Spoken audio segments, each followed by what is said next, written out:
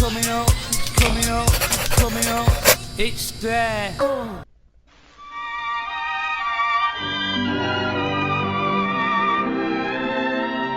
Antes de comenzar este breve análisis, debo deciros que no he visto ni la primera película de It, ni he leído la novela de Stephen King. He visto varias escenas de la miniserie de los 90, pero no mucho más, así que os aviso de antemano que este vídeo está libre de spoilers. Os sorprenderá a muchos que me ponga a analizar una escena de una película de la que no sé absolutamente nada, pero no veo necesario que me valga del argumento para explicaros por qué esta escena es una obra de arte en cuanto a dirección se refiere. Hace unas semanas fui al cine a ver el reboot de Chucky y entre los trailers que emitían minutos antes de la proyección se coló el teaser de It 2, la segunda entrega de las historias de terror del payaso Pennywise. Lo que comenzó para mí como un tráiler normalucho comenzó a calar, y en cierto momento fue tanta la admiración que causó en mí la primera escena que estuve los primeros 30 minutos de la película pensando en lo que acababa de ver. Este teaser de la segunda parte de It integra una escena inédita de la película y luego un montaje rítmico genérico que utilizan todos los trailers. Lo que me sorprendió y para bien fue esa primera escena del teaser que ocupa 2 minutos y 15 segundos de 3 minutos que dura el tráiler completo. Esta película está dirigida por Andrés Muschietti, un director argentino que en su mayoría ha realizado películas de terror. Las más destacables son la primera parte de It, que es la película de terror más taquillera de la historia, y Mamá, una película que si bien tiene algunas idas de olla, tiene una dirección notable. Verde, pero bastante buena para un director que no había dirigido demasiado antes de tal film. Estoy seguro de que Muschietti es consciente de lo brillante que es esta escena en cuanto a dirección y por eso decidió incluirla como introducción a esta secuela.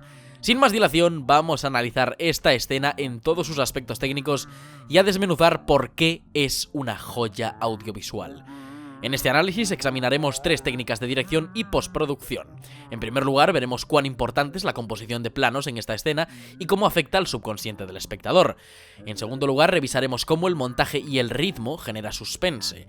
Y por último, daremos una escucha profunda al diseño de sonido de la escena, tanto la música como el uso del ambiente y el sonido envolvente.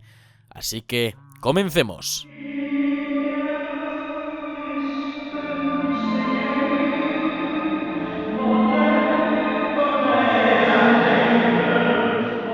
La composición de planos en cine es todo. Es lo que define cada uno de los cuadros, su tamaño, aire, uso del atrezzo y las líneas visuales y plásticas que emplea. Dependiendo de la estética, un plano puede transmitir diferentes sensaciones. El teaser comienza, pues, con un plano subjetivo. Los planos subjetivos son aquellos que falsean la mirada o perspectivas de uno de los personajes. En este caso, la mirada del personaje de Beverly observando la puerta. A continuación se nos dan contraplanos de escorzo en los que se observan las figuras de ambas intermediarias, la señora y Beverly. Y para finalizar esta introducción a la escena, se nos vuelve a dar un plano subjetivo de nuevo de Beverly, observando a la señora. Estos 2 planos nos acaban de definir cuál va a ser la perspectiva del espectador en la escena, la de Beverly. Vista la introducción a la escena, se nos muestran varios flashbacks sin importancia. En principio aquí no pasa nada, se nos muestra a Beverly buscando un antiguo recuerdo en el salón, mientras escuchamos la conversación entre la señora y ella. Lo que se nos muestra ahora, que es simplemente Beverly recordando momentos de su adolescencia, refuerza la idea de la introducción. Toda esta escena tendrá la perspectiva de nuestra protagonista, lo que dibuja a la señora como antagonista, pero no lo sabemos hasta que ocurre esto.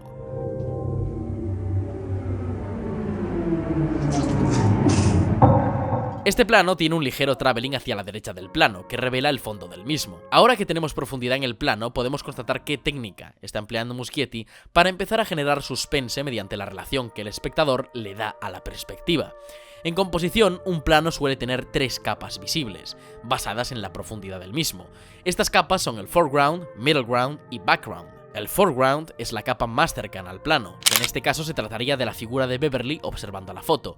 El middle ground se trataría de la pared y el marco de la misma. Y por último, el background sería el punto de fuga que se encuentra en la cabeza de la señora. El background se suele utilizar en dirección como una máscara para crear ambiente o para generar movimiento que acompaña al foreground. Es como el fondo del plano, pero aquí Muschietti lo utiliza para crear una sensación en el espectador, y es mantente alerta.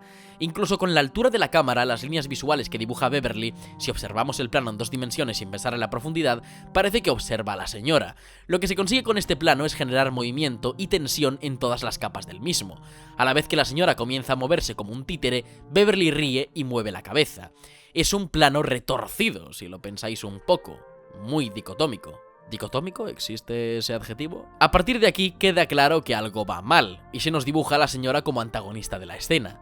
La secuencia continúa y se nos dan planos cerrados la mayoría de las veces, aunque Muschietti continúa sin obviar la profundidad, empleando otro plano en el que se generan las 3 capas de nuevo. Esta vez el eje de acción se da en el middle ground. La señora pone música y se vuelve a utilizar el contraplano. Aquí un detalle más simbólico que Muschietti otorga al espectador, y es en este plano de desenfoque, en el cual el foco del mismo pasa del foreground al background, que es la ventana llena de moscas. Y es que las moscas simbólicamente representan la descomposición o putrefacción, lo que nos deja caer que en esta casa hay alguien muerto. La acción continúa y de repente la señora dice esto. No one who dies here ever really dies. Plano con un traveling in mostrándonos a las 2 mujeres y de repente este plano. But tell me, how is it being back in Derry? Un primer plano falso subjetivo que nos muestra la cara de esta señora. Todos los sentidos se activan y estamos esperando el golpe de gracia, que se utiliza en todas las películas de terror, el jumpscare. El cine de terror se ha acostumbrado, y muy mal, a emplear la técnica del jumpscare, un recurso basado en generar tensión y explotártela en la cara con un susto de muerte. Y sí, el susto te lo llevas, pero una vez pasa el susto, el espectador ha liberado toda la tensión, ha perdido el miedo, y a partir de ahí ya no hay más, a no ser que me hagan otro jumpscare dentro de media hora. Tendrá que regenerarse esa tensión. Muschietti entonces se vale de un plano de 5 segundos íntegros con un marco fijo y una expresión de la señora inamovible. El espectador durante estos 5 segundos se espera el susto, se espera el jumpscare que le hará saltar de su butaca, pero entonces Muschietti no da ningún susto, simplemente deja fluir la acción. Esto podría verse como un coitus interruptus del ritmo, pero nada más lejos de la realidad. Este plano lo que consigue es mantener la tensión dentro del espectador, para que todos sus sentidos se mantengan alerta durante el resto de la escena. Es una continuidad del suspense absolutamente brutal. La acción se reanuda y mantenemos la tensión. De repente, entre toda esta confusión con esta señora, se nos da un plano detalle a su pecho. Y en efecto, esta señora está muerta, o está siendo víctima de una posesión. He ahí el payoff con las moscas, básicamente está en estado de putrefacción. Pero entonces entramos en la fase más tremenda de esta pieza, que es cuando la señora abandona de nuevo la habitación, y Beverly se levanta a observar los cuadros. Lo que nos llama la atención en este plano es que el background de la escena es muy oscuro, contrasta demasiado con la sala tan apacible y viva en la que está Beverly, y ahí es donde van a reparar nuestros ojos, sobre todo tras lo que ocurrió hace un momento.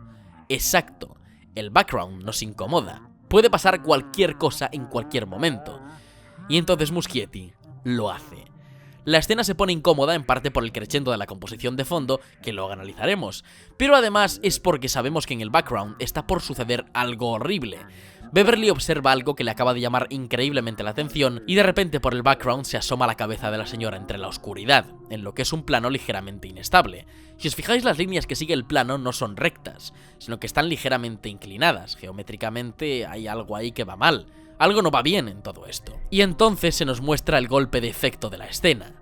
Pennywise. La tensión se intensifica, y de repente en el background se muestra a esta señora monstruo poseído atravesando el fondo del plano hacia el lado derecho. Muchas personas se preguntaban por qué es necesario que la señora esté desnuda. De hecho, mucha gente se rió al ver esta escena. Bien, yo creo que está bien empleado para lo que quiere transmitir este subtexto. Tradicionalmente, la vejez muestra la decadencia o descomposición del físico. No por nada, sino porque el cuerpo está oxidado. Y en absolutamente todas las corrientes artísticas, la vejez simboliza la belleza que una vez hubo, en decadencia.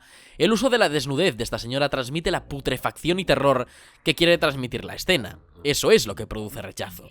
Y yo veo más terrorífico que se me abalance una señora desnuda que vestida, es lo que quiere conseguir Pennywise, aterrarte y asquearte. Además, ese movimiento antinatural era el que el propio director utilizaba en la película de Mamá, para recrear al monstruo de la película. Son movimientos curvos y con mucho volumen que transmiten una tensión física, un terror apabullante. Ahora el director, para finalizar la secuencia, nos muestra un intercambio de planos de Beverly cerrados y planos falsos subjetivos, como dándonos una perspectiva más aumentada de lo que observa Beverly, hasta que la escena explota. Y sin mostrarnos nada, da comienzo al montaje rítmico más propio de un tráiler tradicional. Tras analizar la composición, vamos a irnos al ritmo de montaje, porque es una barbaridad.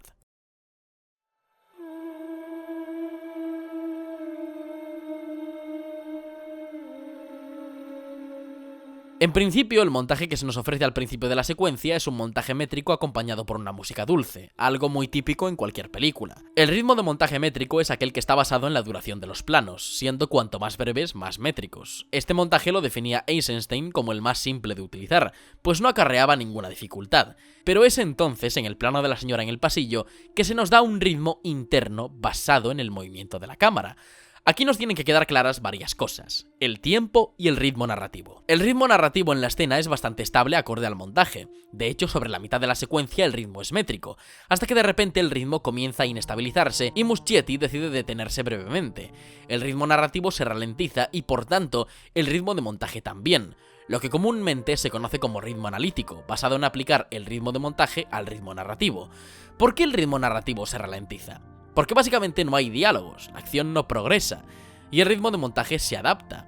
Pensad en la duración de los planos del principio de la secuencia. La media de cadencia se situaba aproximadamente en 1,5 segundos y 2 segundos a lo sumo. La duración se extiende en momentos que la música lo pide, o en momentos que sea necesario alterar la secuencia para generar tensión. Y hay varios planos que rompen esa media de 2 segundos por plano, y en primer lugar es este. En total este plano dura entre 6 y 7 segundos, rompiendo con el ritmo de la secuencia.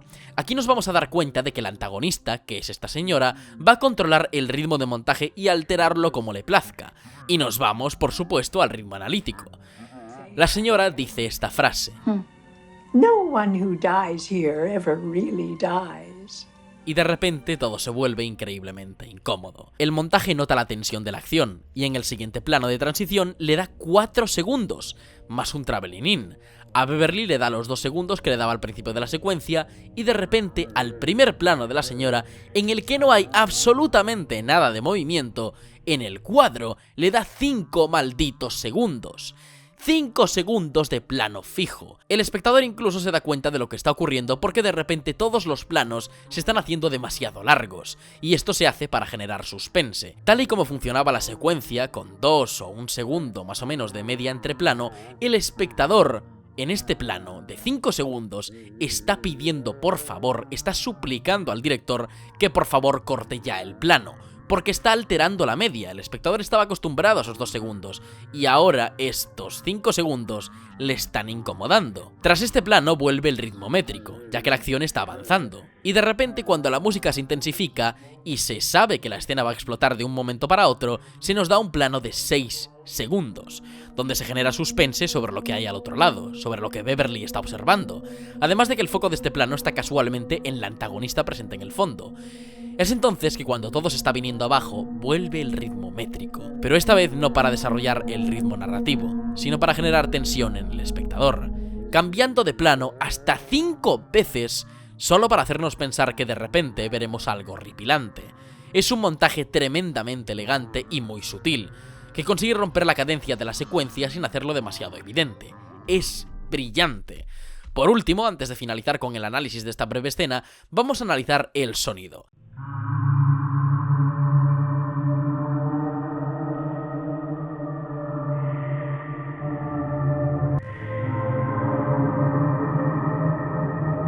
Saltémonos la introducción, que tiene muy poca sustancia, y vamos a saltar a la escena núcleo. Nada más comenzar la escena del salón, la señora pone a funcionar un tocadiscos, produciendo en la escena música diegética.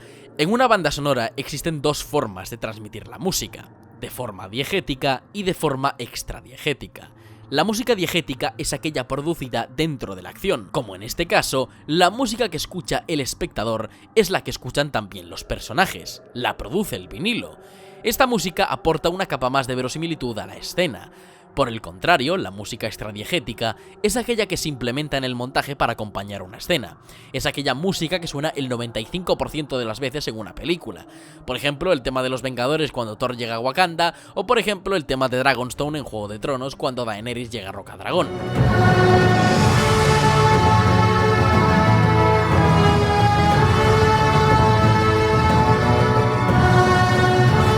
Los personajes no pueden escuchar esta música, y sin la ambientación musical la escena se vería así.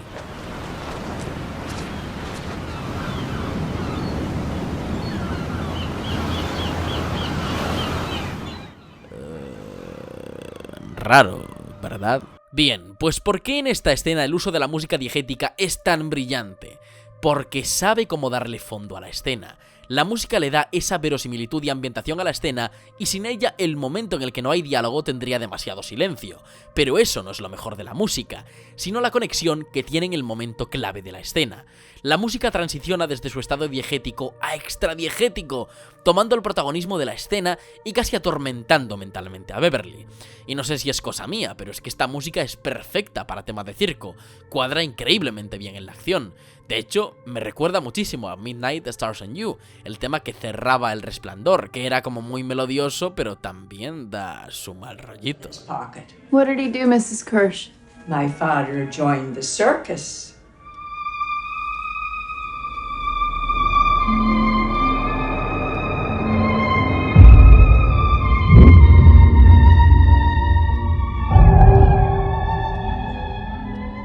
Y de repente, en esta transición en el que la música ya es extradiegética, el tema comienza a deteriorarse, a degenerarse y casi romperse, como si el tocadiscos estuviese estropeándose, empleando la tensión musical para dar entrada al culmen de la escena. Algo que me encanta también de esta escena son los efectos de sonido, como cuando la señora se mueve al principio o en el plano en el que camina desnuda. Es escalofriante.